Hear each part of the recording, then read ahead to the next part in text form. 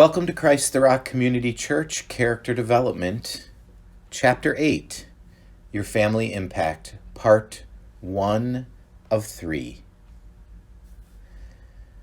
This is Family Impact, Family Structures. All families in this fallen world create relational structures in order to function and achieve the greatest amount of comfort and emotional equilibrium. It doesn't matter how loving, normal, or positive the family is, we are all impacted by pain, loss, and sin. And we all devise ways to manage these realities in the family structure. To avoid the truth about ourselves and our pain, we depend on these fallen family structures. So what is a structure in a family? A family structure is a system and pattern of roles and relating that is based on family histories, pains and joys, unspoken rules, lies and commitments, and unresolved tension that can repeat from one generation to another. We may not be consciously aware of the family structure or how it operates, but part of growth into God's design for each of us is to identify our role in our family of origin and become aware of this force that can drive what we do, feel, and are sometimes in bondage to. Only then can we discover who God designed us to be and live authentically according to our unique design. All family members have a part in maintaining the balance of relational patterns. The words and actions of one member affect all the other members in both conscious and unconscious ways. In turn, that one member is affected by the reaction of others.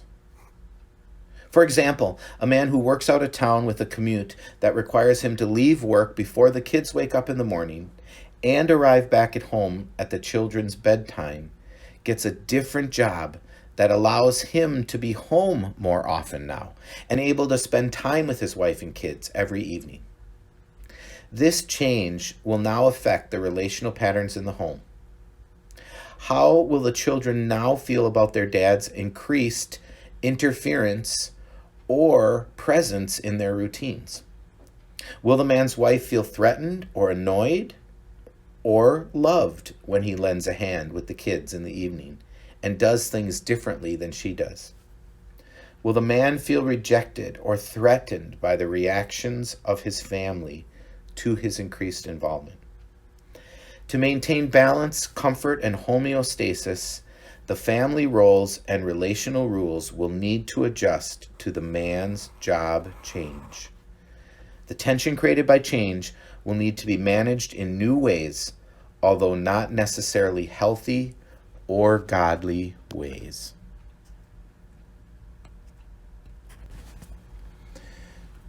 Character development, family impact. What are family roles and how are they created? Technically, a role is a set of values, responsibilities, and rules that an individual accepts, often unconsciously as part of a family system. This role is not who the person truly is or has been designed by God to be, but it can utilize some of the person's God-given gifts and emotions. Role is about function.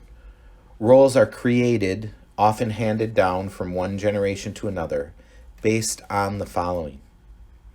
Number one, they're based on family rules and boundaries. These are often unspoken. An example of an unspoken rule or boundary is, anger is bad, avoid it at all costs. This is seen by the children when mom constantly appeases angry dad and walks on eggshells around him, teaching the children to do the same.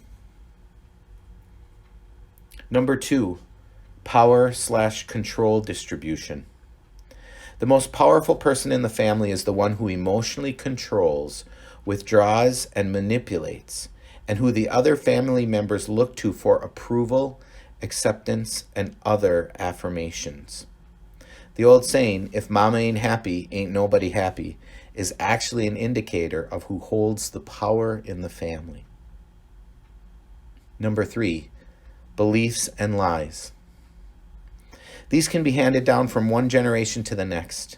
One example might be the belief that all men are inept and need to be taken care of because they are incompetent. They will be treated then with disdain, contempt, or pity. Number 4, communication. Who communicates what to whom in families? What is never discussed or acknowledged? What are the secrets everyone pretends don't exist? How is information and emotion communicated? Verbally, in a clear way, or in an emotionless or emotionally charged way? Emotional, relational, and situational tension are normal and unavoidable, but how this tension is handled can do great harm to a family. Who carries the tension in the family for others? Who feels responsible for the feelings and choices of other family members? How is emotional tension handled in the family?